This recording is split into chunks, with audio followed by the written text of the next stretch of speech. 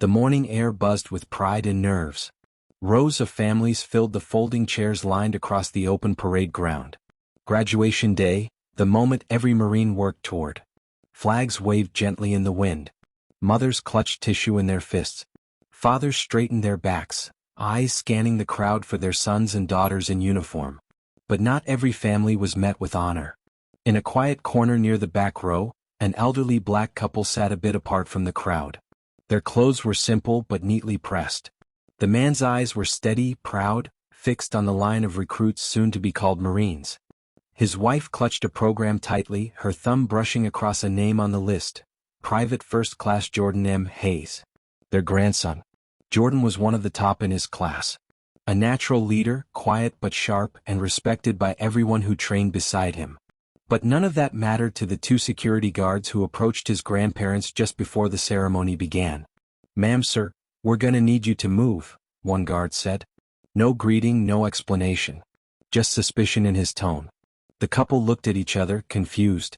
"I'm sorry?" the grandfather asked gently. "This section's reserved. You'll need to leave the seating area," the second guard said, motioning toward the side exit. People in nearby seats turned to look, some whispering, some frowning. No one spoke up. The grandmother tried to explain. "We were told to sit here by one of the Marines yesterday. This is Jordan's graduation. He's our grandson."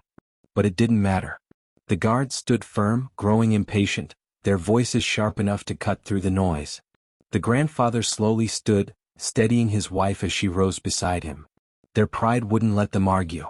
But pain flashed across their faces, the kind of pain carried by people who've been dismissed too many times in life. What they didn't know was that 6 Navy SEALs, all in dress uniform, had arrived just minutes earlier and taken notice. They were not guests of honor. They came quietly. All of them had served with Jordan's father, Sergeant Marcus Hayes, a decorated Marine who died in combat 15 years earlier. These SEALs were his brothers, and they were here to stand in silence and respect for the boy who had followed his father's footsteps. One of them, a tall, broad-shouldered man with silver at his temples, watched as the guards motioned the elderly couple toward the edge of the field. His jaw clenched. Then, without a word, he stepped forward, followed by all 5 of his teammates. The guards barely had time to react before they were surrounded by 6 men whose presence alone demanded silence.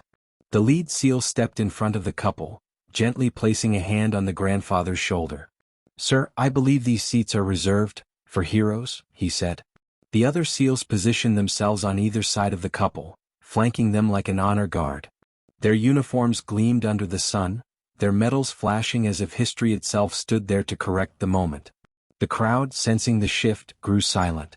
Then someone stood. Then another.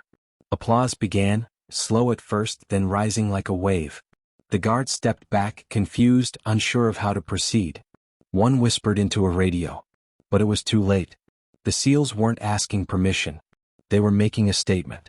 Minutes later, as the ceremony began and names were called, Jordan Hayes stood at attention, his chest rising as the commanding officer approached him. "Your family's here, Private?" he asked, almost formally. Jordan nodded. "Yes, sir. They're right over there."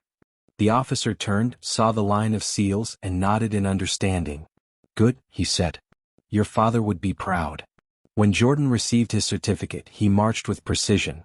But as he turned to face the crowd, his eyes found his grandparents, surrounded by his father's old teammates.